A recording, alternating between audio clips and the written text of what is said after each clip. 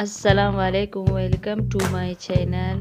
हाय दोस्तों, आज मैं आपको जो डिज़ाइन दिखा रही हूँ इसमें शीशे का काम बहुत ज़्यादा हुआ है। ये इसका मुकम्मल फ्रंट है। आज के डिज़ाइन बहुत यूनिक डिज़ाइन है।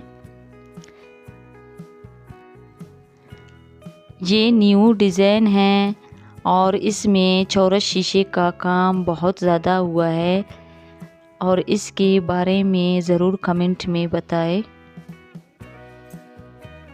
आज की ड्रेसेस के बारे में कमेंट में ज़रूर मैसेज करें। वीडियो को लाइक, कमेंट, चैनल को ज़रूर सब्सक्राइब करें। शुक्रिया।